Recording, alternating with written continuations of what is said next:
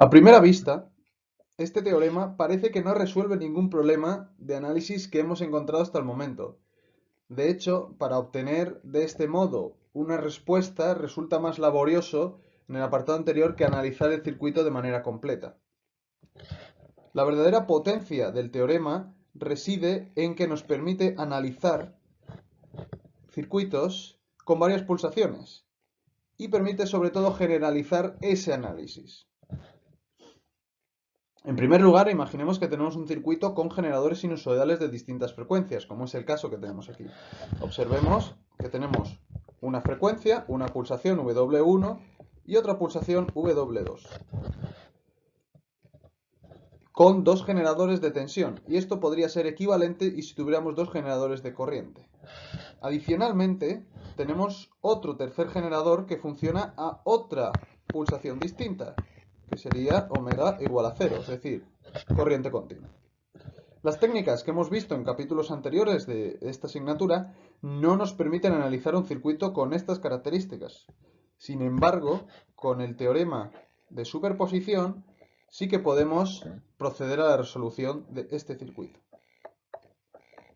Por ejemplo, para calcular la intensidad de corriente que se nos marca en esta figura, la intensidad de corriente que tenemos marcada aquí, lo que podríamos hacer es descomponerla en los distintos generadores o en las distintas pulsaciones que tenemos en nuestro circuito y realizar el cálculo con la intensidad final como la suma en el tiempo de las corrientes obtenidas en cada subcircuito.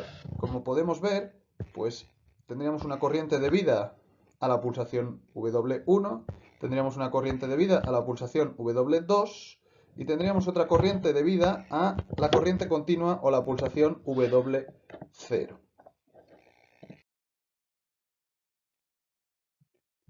A continuación se muestra un ejemplo con el circuito de la diapositiva anterior. Primeramente, analizamos el circuito para detectar qué tipos de generadores tenemos independientes. Podemos ver que tenemos un generador E1 operando una pulsación W1. Podemos ver que tenemos un generador E2 operando una pulsación W2. Y podemos ver también que tenemos un generador ECC operando a una pulsación W0, es decir, operando en continuo. Para ello, calcularemos la intensidad I sub t mediante la obtención de tres circuitos independientes y la obtención de tres intensidades independientes, cuya suma será la intensidad I sub t que estamos buscando.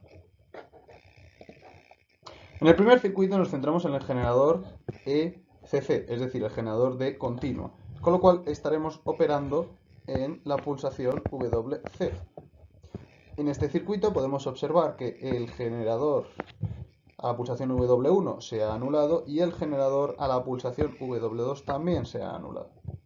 El resultado es el que tenemos puesto en la parte inferior de la diapositiva, donde podemos observar que pues la intensidad solamente depende del generador de tensión dividido del valor de la resistencia, debido a que la bobina, en este caso, pues su equivalente en continua es un cortocircuito. Para el segundo circuito nos centramos en el generador E1, es decir, nos centramos en la pulsación W1, que debido a que estamos en régimen permanente sinusoidal, operaremos con fasores, donde podemos observar que el generador E2, es decir, la pulsación omega sub 2, ha sido anulado y el generador de continua también ha sido anulado. Operando con fasores obtendremos un resultado como el que se indica en la parte inferior de la figura, donde lo pondremos de manera que sea módulo argumento. En el tercer circuito operaremos de la misma manera que el anterior, es decir, operaremos a una pulsación distinta, pero estaremos en el régimen permanente sinusoidal, con lo cual utilizaremos fasores. Y lo que podemos observar es que el generador E1 ha sido anulado y el generador E2 también ha sido anulado. El generador de continua, perdón, también ha sido anulado. Operamos similarmente y lo que obtenemos es un fasor que nos permite obtener el resultado de I sub 2 para el circuito que estamos analizando a la pulsación W2. El resultado final sería simplemente el que se muestra en la parte inferior de la figura, en el cual lo que haríamos sería sumar las respuestas de los distintos circuitos que hemos analizado en la diapositiva anterior, pero en el dominio del tiempo. Es decir, este fasor habría que pasarlo al tiempo y este otro fasor habría que pasarlo al dominio del tiempo también, para proceder a aplicar el teorema de superposición. Obsérvese que el teorema de superposición siempre se enuncia sobre variables, tensiones y corrientes que dependen del tiempo, por lo tanto no se debe aplicar sobre fasores, que son herramientas para obtener la expresión temporal en el caso de excitaciones sinusoidales, pero el teorema de superposición solo aplica a expresiones del tiempo. Para realizar un análisis de la potencia media disipada, vamos a distinguir dos casos, el caso de dispositivos pasivos y el de dispositivos activos. En el de dispositivos activos se analizará la siguiente diapositiva, el de dispositivos pasivos lo veremos en esta diapositiva.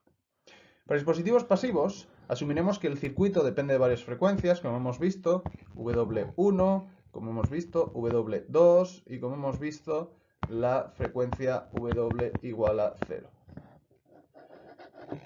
Entonces, en el caso de dispositivos pasivos, impedancias, por ejemplo, en RPS, es decir, en régimen permanente sinusoidal, o resistencias en continua, es posible demostrar que la potencia media total que disipan es igual a la suma de las potencias medias disipadas en cada frecuencia.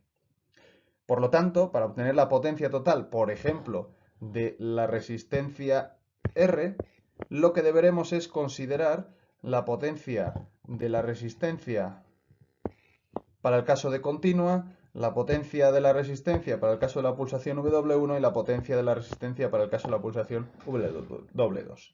Es decir, consideraremos la potencia disipada en todas las pulsaciones del circuito. Y esta situación siempre aplica a cualquier dispositivo pasivo, sea una impedancia, sea una resistencia, sea un condensador, sea una bobina. Luego las fórmulas, bueno, pues aplicaremos la que corresponda en cada caso. En cambio, los generadores, los dispositivos activos, reciben un tratamiento distinto, como veremos en este circuito.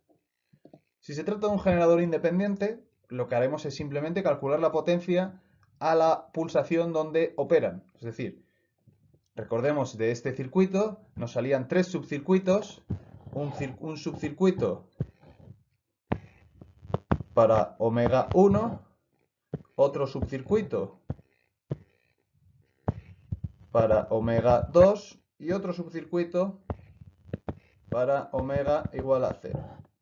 Bueno, pues entonces cada generador, es decir, en el circuito primero solamente E1, en el circuito segundo, es decir, el que opera a W2, solo calcularemos la potencia para E2, y en el circuito de continua solo calcularemos la potencia para E_C. Los resultados son los que se muestran en esta diapositiva. Es decir, lo que tendremos es pues, la potencia del generador calculada de esta manera para continua. ¿Cuál será la potencia de este generador en W1 y W2? 0. Es decir, no tendremos que calcularla. Para el generador E1 utilizaremos los fasores. ¿Y cuál será la potencia de este generador E1 en las otras frecuencias? En las W2 y W igual a 0, pues será 0. Y de manera similar haremos lo mismo para E2. En cambio, para un generador dependiente, asumiremos que este se encuentra gobernado por una variable del circuito, debido a que es dependiente, es decir, una corriente o una tensión, y que por el teorema de superposición pues presentará en general resultados o valores en todas las frecuencias o todas las pulsaciones que tenga mi circuito. Por lo tanto, a diferencia de un generador independiente, los generadores dependientes los tendremos que utilizar a todas las pulsaciones del circuito. Calcularemos la potencia para el circuito W1 a W2 y a W igual a 0.